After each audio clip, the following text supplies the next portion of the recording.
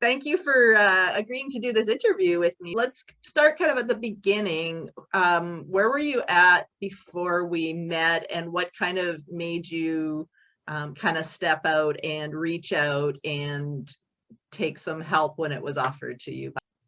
Well, for me, I was in a pretty negative headspace.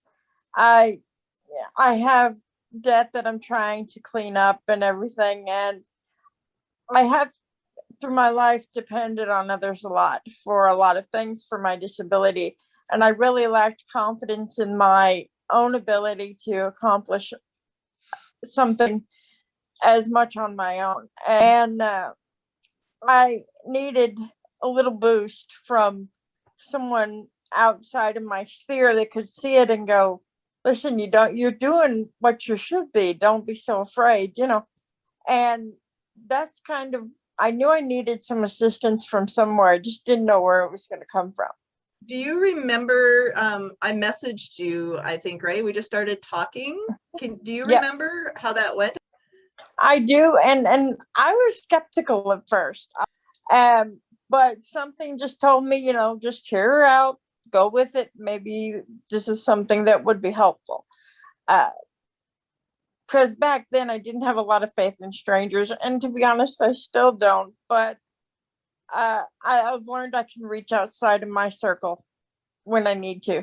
Yeah. And so I did and gave you a shot because I was thinking, well, if she's not got anything I can use to say, I can just be friendly, and not have to worry about it.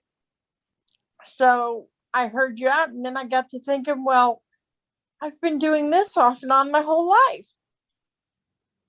The first time I can remember manifesting, and I didn't know that's what it was. Anything, I was 5 years old.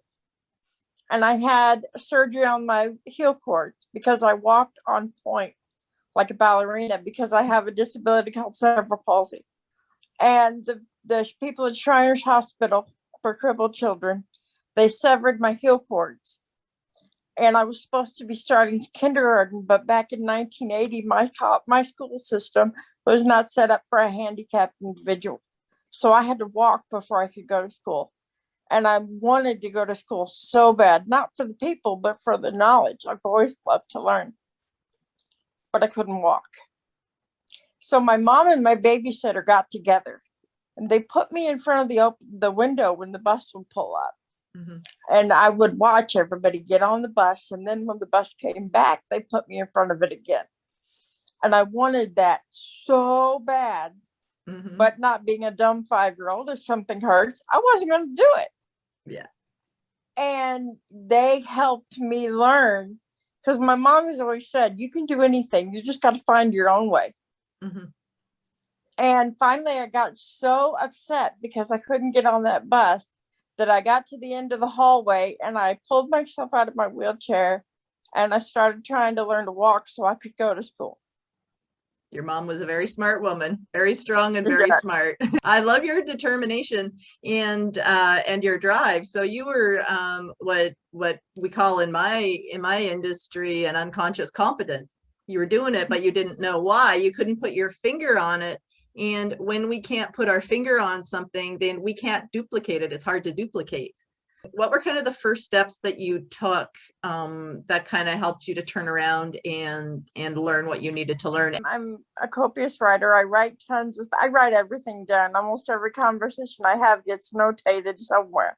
Mm-hmm. And so I was taking notes as we were talking the first time. And I sat there and I made a list of everything I'd ever really, really wanted and how I got it and everything. And I started listing all that out. And I looked at that list and I said, yeah, this is what's happening. It was all subconscious. I didn't know what I was doing. I just knew that if I wanted or needed something bad enough, somehow it shows up. Mm-hmm. And that's when I started realizing that maybe I need to bring things from the subconscious level to the conscious one. And for me, this may not work for everybody. Mm-hmm. But for me, that's thinking before I speak. And you said in that conversation, you said most people speak without thought. And that kind of made me go, huh? Because my grandpa, my mom, they always said, be careful with the words you use, because words can hurt just like a broken bone, but you can't take words back.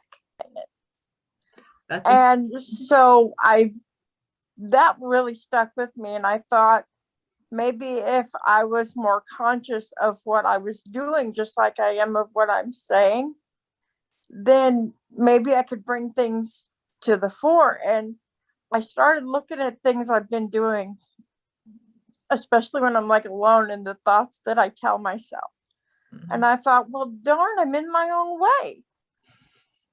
I was depressed. I was scared because at 45 years old, I've lived with other people all my life because of my disabilities. Yeah. And now I'm finally out on my own, thanks to my service dog, Archer. And it scares me because if I screw up, it's all on me. Mm-hmm. You know, I don't have any kids, but I still got to provide for Archer, and, you know, and I got to do this whole life thing and not muck it up. Mm-hmm. And I thought, well, if I could do what I did to walk, what I did to get Archer, that took me 3 years to get him because of the cost involved. And I had no idea when I started how I was going to get him. I just knew he was the goal I wanted. Hmm. And it took me 3 years, and I got him. Yeah. And I thought, well, if I can stop doing the negative to myself, telling myself I'm not smart enough, or here's a big one, and I know other women do it too, or men, I don't deserve. Mm-hmm. Well, who says I don't deserve something good? Why am I telling myself you don't deserve it? Then I don't get it, because I've got myself convinced that I don't need it, that I don't deserve it, that I'm not good enough. So right. I blocked how many blessings that way. And that was a real thing to, like I said, looking at my list and looking at what I'm doing subconsciously to myself.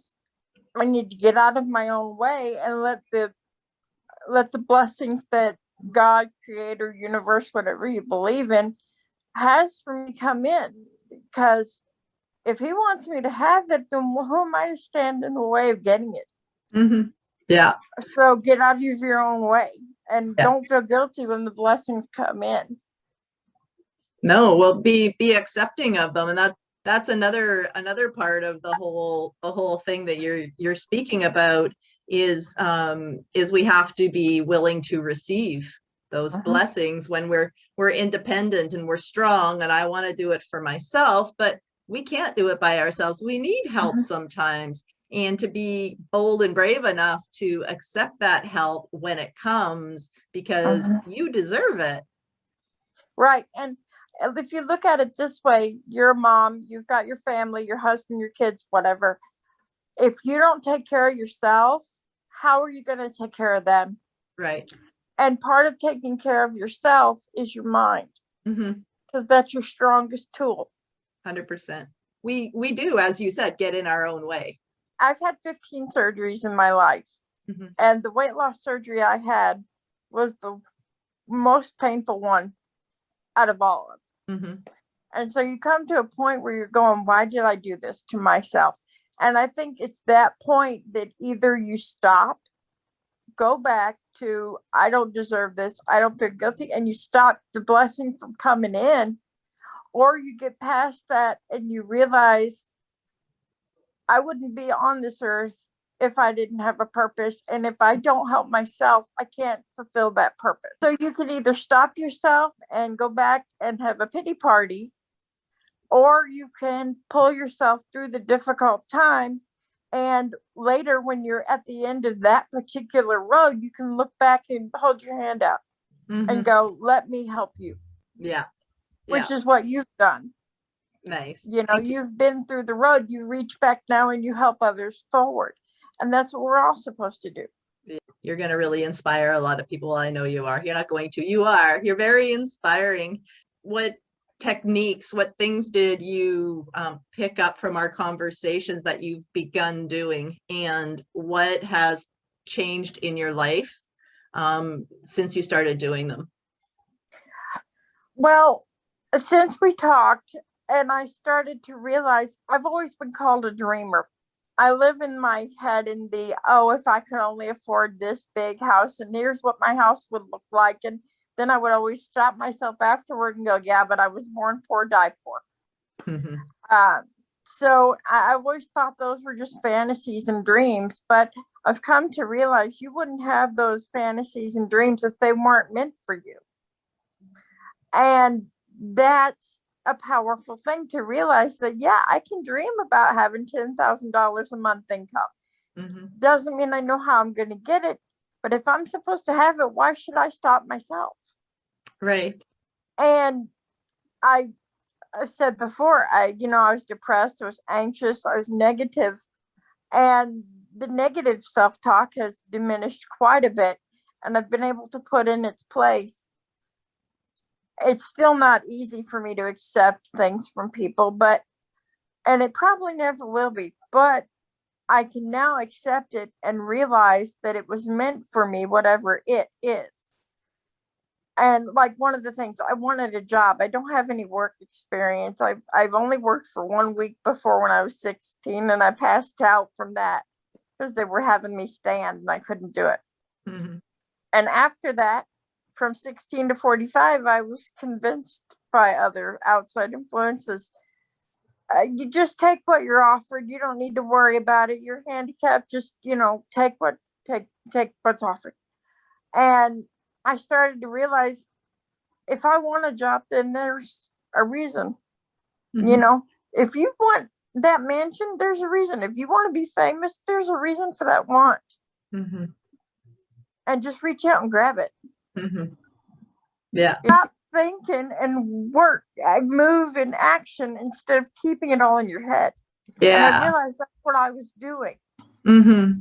I realized I was keeping everything in that dream fantasy land, and I wasn't letting it come out into the real world because I didn't believe in it. Mm-hmm. Yeah. And that there's no wrong in believing in yourself and believing you can accomplish whatever you want. Right. And now you have a job, right? You got a job offer. Yeah, I have a job. It's not what I expected to get. Mm-hmm. But it's something I can do, and it works. It's part-time. It's perfect for me. Mm-hmm. But 3 months ago or wherever, I would have never thought I could do it because, I poor me, I'm crippled. I had that in my head. That was my reoccurring, like a broken record that just kept playing over and over again.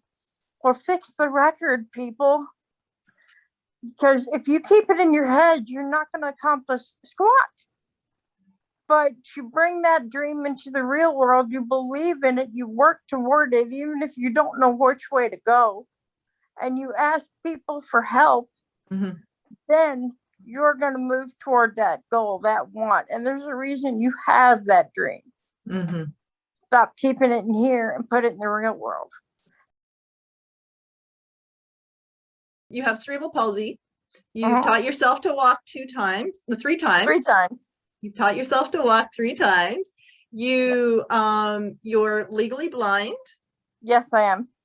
And you have written a series of children's books that you're waiting to get published.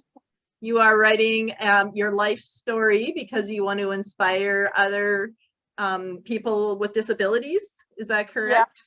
Yeah. Okay. Yes. Where you're at in all of that, what you're accomplishing, and what your future, the future Tonya looks like. Well, he's a lot different than I would have even 2 weeks ago or 3 weeks ago, thought I would be. But the book already has a title. It's my life story, and it's called Climb Every Mountain. Mm-hmm. Because I believe that in life, there are mountains that you have to climb. And the children's books is based on my service dog. And it will be a series of books with every one of the dogs in his litter. I want to, if we get the kids young and we inspire them, then they won't have to go through relearning how to think. Like a lot of adults today have to relearn, and I'm including myself, have to relearn how to think in the positive because it's so easy to think in the negative. Mm. I want to open a school. I see that in my future now where it was just a dream before. It may not open a tutoring center. It may not be exactly what I picture, but I was in 4th grade. I was reading at a 1st grade level, and I had just been passed through. No, I had good teachers, but they just had too much on their plate. And so my school system just passed me through until one teacher stopped and said, wait, she's got to learn this, or she's not going to go where, or I'm not going to pass her.